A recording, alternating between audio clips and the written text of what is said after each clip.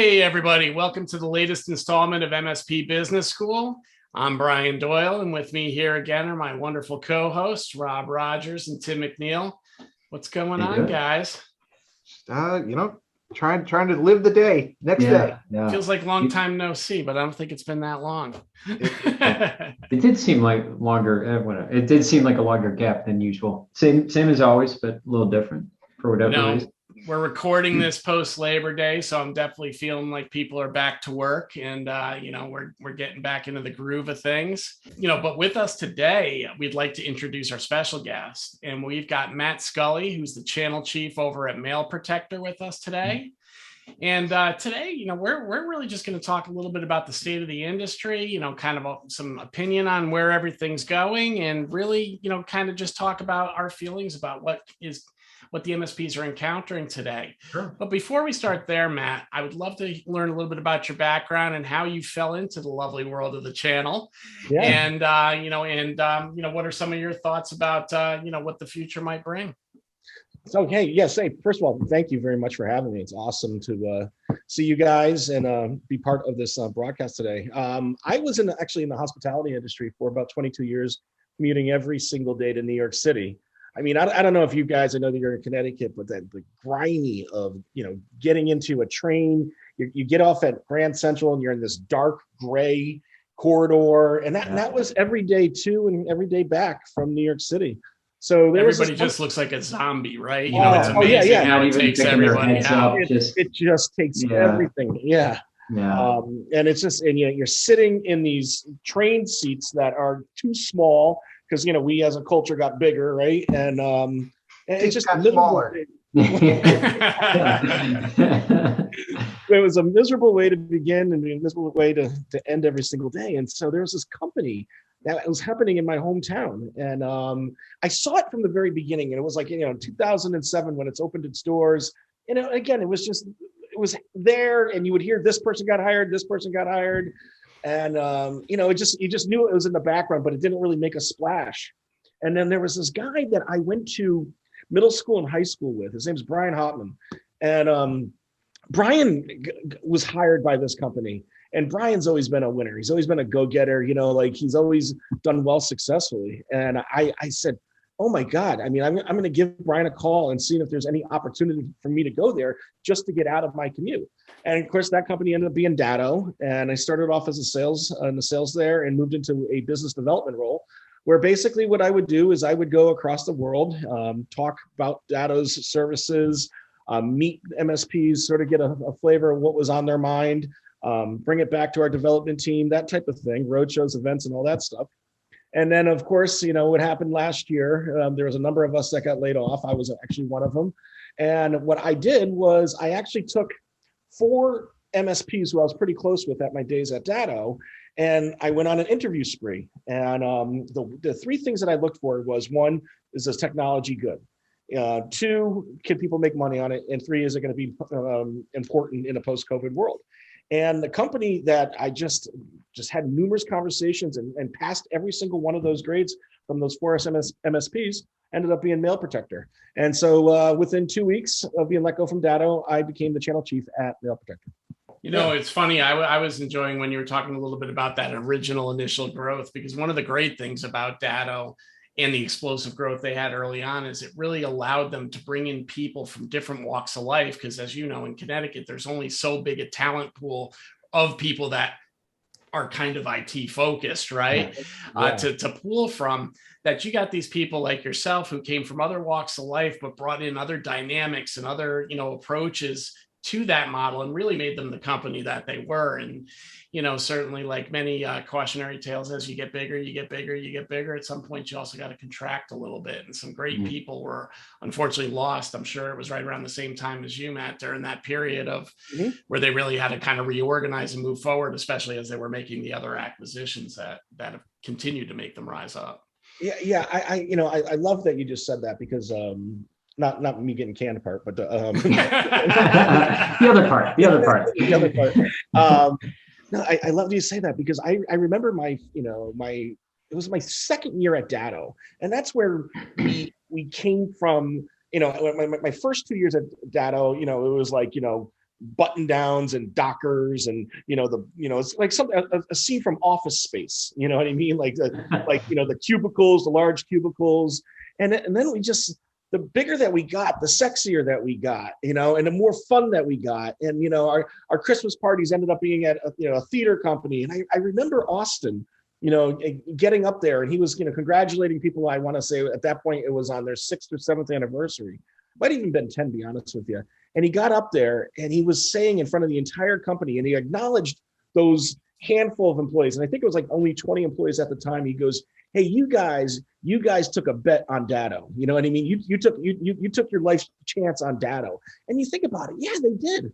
I mean, I can't imagine any of those guys were making any money back then, but you know what? They were part of something that they believed in, that they knew it was going to grow. And I'm glad, to say that I know a bunch of those guys, and I'm glad it all worked out for them. I really am. Yeah, I mean, it was really a doorway out of some other industries for people to get themselves into technology quicker, but also get themselves into positions of responsibility faster early on too, right? And it was really, I mean, the whole story of, where Austin started and where that all went to is amazing, right? I mean, everybody in the industry has probably heard it at one point in time or another, but it really was, for a long time, a family atmosphere, but like every company at some point, they got to make that transition into a true corporation, right? And really, in order to continue to thrive. And certainly, I think they would still be regarded as one of the more friendlier channel companies out there to do business with and get support from. So, I absolutely agree. I mean,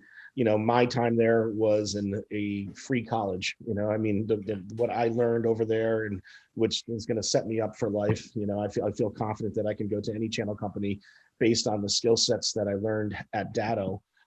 So I will always be grateful, to Tim, obviously Robb, and all those guys for everything that they've done. I'm very, very fond of Datto, and I always will be. So, Mailprotector has been around for a while, right? Yeah. And they've been doing some good growing. Yeah. I mean, like how is that growth happening? And like, what do you see as driving this growth? Oh, especially when people say email's dying, right? Yeah, no kidding. Well, I mean, they say it, but it's still, I mean, we have obviously the reports, from Gartner, for example, where 86% of people still say that email is their primary form of communication. Whenever I'm on stage, I always say, I work for Mailprotector. I don't work for Slack Protector. Email is definitely not dying.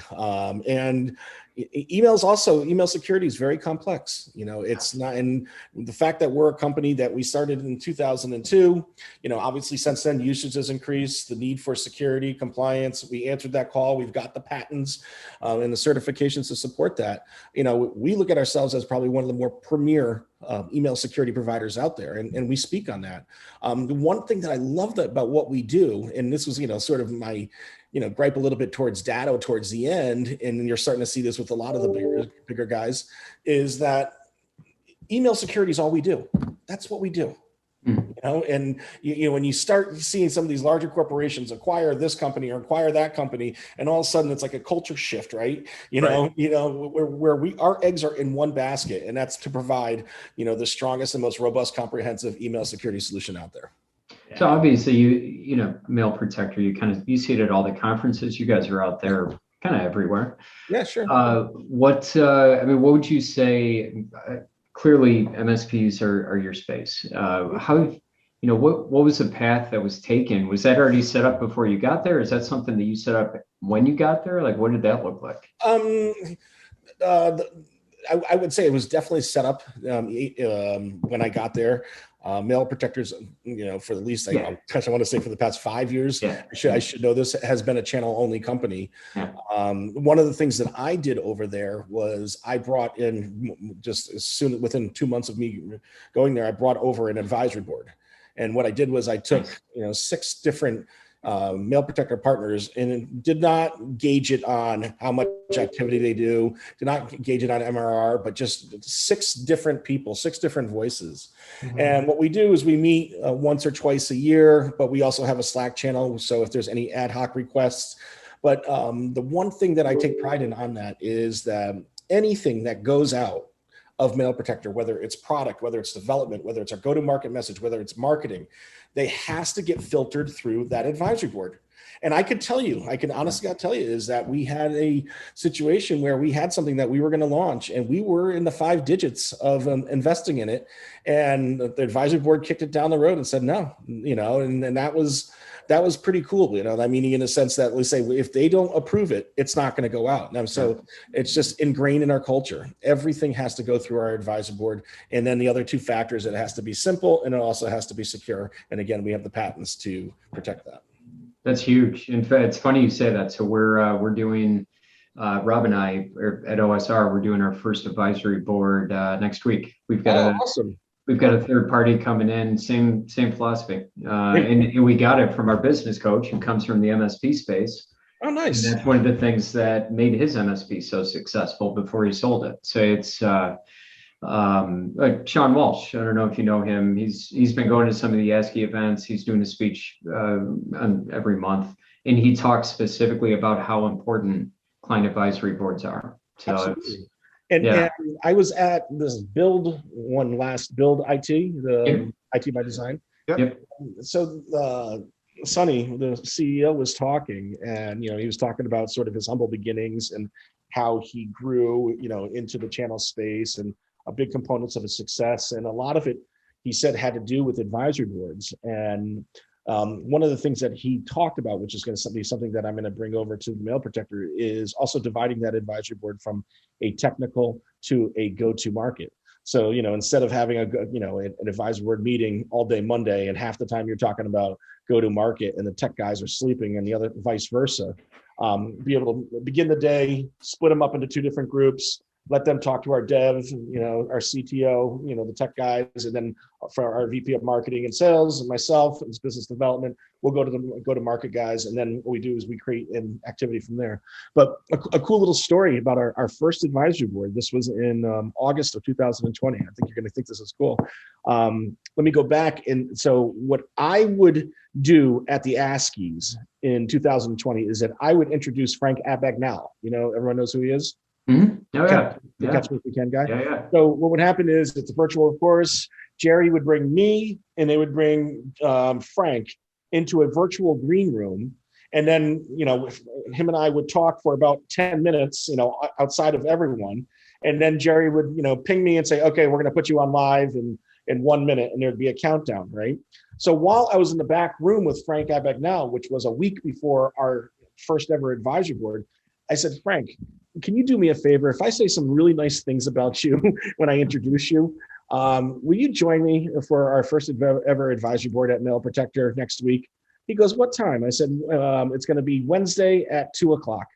And he goes, Matt, I'm free. So I didn't tell the advisory board, that this was happening. So we're all on a Zoom call. And then at 2:00, up pops Frank Abagnale. And these guys were just blown away, right? They were like, awesome. And they got to ask him any question that they want, about the movie, not about the movie, just some of the scams that he did. He told a story about what, when back then, how banks worked a little bit different, where you would go and, you would go write your deposits. So you would go and you would put a deposit, and then you would put in your check account number, and then you would put it into the ATM. He actually went in and put his account number on every single one of them, had it professionally printed there. So every single time somebody would go to the ATM to make a deposit, it would go automatically into his account. I never heard that story before. It was not on Catch Me If You Can. So I thought that was pretty cool. So what's what do you see coming down the pike? All of us are hitting the conference circuit again, and certainly one of the biggest conversations out there, security, and obviously your product sits within the security space. Mm-hmm. What are you seeing down the pike, and what are some of the big things that you think the MSPs that are listening should be thinking about as we move into 2022? Believe that? Yeah, sure. We're not too far out. No, we're not. Ransomware still sells. It still sells. Here's the difference, okay? We were screaming about ransomware 5 years ago, okay? And there is not one of our spouses, and I'm guessing everybody on this phone knew what ransomware was. Now they do, now it's starting to hit them, you can't go to the local, beer shop down the road or a brewery and get wings because of the supply chain that's happening. In other words, cyber attacks are happening, and they're happening much more prevalent than they were in the past. Obviously, through COVID, that was a big, huge opportunity. While people would think that the hackers would go to sleep or they would, have a little bit more mercy during a pandemic. It was quite the opposite. So I think that you're going to see is those stories become more and more of mainstream. I mean, I used to get my stories from bleepingcomputer.net, if you ever get a chance. Yep. Bleepingcomputer.net. Yep. And you go on there and you'll find this crazy, there was a thermometer that was connected to a network in Las Vegas, and somebody was able to infiltrate that and steal all the high rollers' contact information. There are always those crazy stories, and they were entertaining to talk about, but now they're really starting to happen right in front of our face. So my advice to MSPs is use those hackers as your marketing tools, because they are the best marketers for you. Go to Google Alerts, and type in, if you're working with lawyers, if you're working for a bank, just type in bank ransomware, type in law firm ransomware. And when these stories come up, because they will, then you're able to go and send it to your prospects and say, hey, look, we got to be on the lookout for this. And then what happened is you're starting to see Rob talk a lot about this, is important, is the cyber resilience. Okay, it went from cybersecurity to cyber resilience. And the way I look at that is that there's a beautiful part of Norwalk. It's called, I want to say it's Shorefront Park. And as a kid, it was right on the coast. It was absolutely, absolutely beautiful. You used to be able to ride your bike through there and all that stuff. Well, during Hurricane Sandy, it got completely wiped out. Okay. Completely wiped out. It was so awful to go down there and see all these old, beautiful homes completely sent to smithereens. Right. But now you go back there and you see those homes, but they're on stilts, right? And that's cyber resiliency, right? That is making sure that if something happens, doesn't happen again. Go ahead and you're able to survive. Yeah. And that's where we have to take that type of mindset and bring it into the solutions that we provide for these cyber crimes. And also, it's not just the hackers that are bad.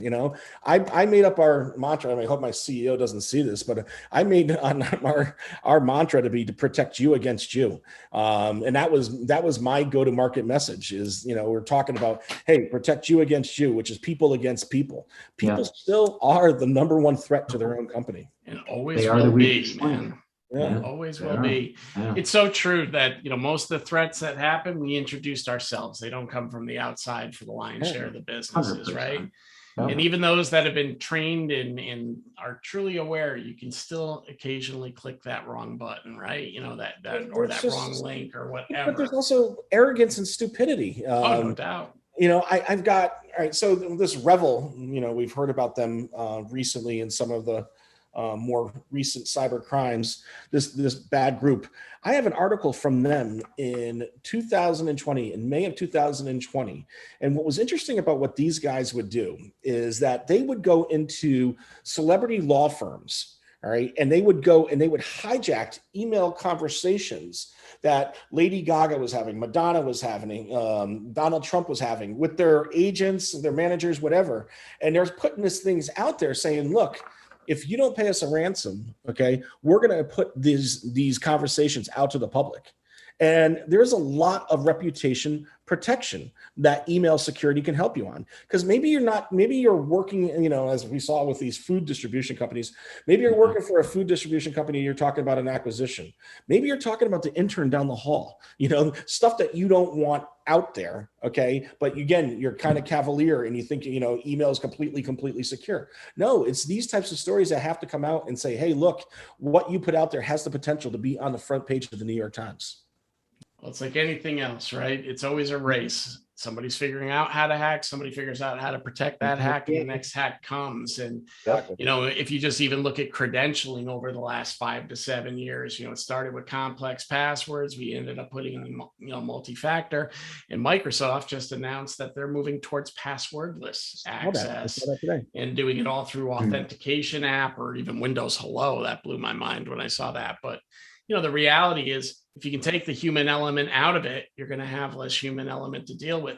You can't hang your authenticator on a sticky note on your computer, right? So, how about this? How many here have flown Clear? Have you ever flown Clear? With the Clear card? No, not even the card. It's Clear when you go to the airport. It bypasses lines. Yep, yeah. I used to have the retina scan and the whole 9 yards. But that's what it does now. See, before COVID, you'd have to take your two fingers and you'd have to put it onto the thing, and then then it would identify you. Now, since COVID, now you look right into the scanner, they scan your eyes, and they're able to identify you, and that could get you on that plane. Yep. Now, we could have a whole other Pretty discussion. amazing I when was you think shocked to about see it. how those guys made it, because when TSA's pre-check came through and Clear being only in a few airports, I'm like, how's this going to work? But I will admit, it was great for bypassing Orlando for 4 years for me. Well, isn't that like security, right? Like, shouldn't we layer on our security too? Like a multi-layer approach, right? Like hey, TSA is great, Clear's great, but when you combine them, they're even better, right? Yeah. TSA is a number and somebody posing as your identity, right? Yeah, exactly. All right. Well, I think we're getting near the end of our time. So with that, Matt, I don't know if you've got any closing thoughts. And then, Rob, you can take us home. Closing thoughts. Hey, listen, I get that question every single time, either on a podcast or a webinar. And maybe this wasn't as educational as maybe some of the MSPs would have wanted, but it was definitely fun. But I would say that if you're taking the time to go and seeing this webinar, this podcast, I'm not sure what this is called, but if you're taking the time as an MSP to do that because you care about your business, you're on the right path. Awesome. Very good. Very good. Great words. Well, Matt, we really appreciate you being here today. For anyone who is looking to get a hold of Matt, we will be including his LinkedIn profile with the podcast. Also, This episode will be up on MSPBusinessSchool.com and anywhere you get your podcast. Fellas, Matt, appreciate it today, sir. Thank you. Yes, All right. thanks for coming out. All right, everybody. Thank you very much. And we'll check you out next time. Thanks for joining us, Matt. Thank you. Appreciate it, guys.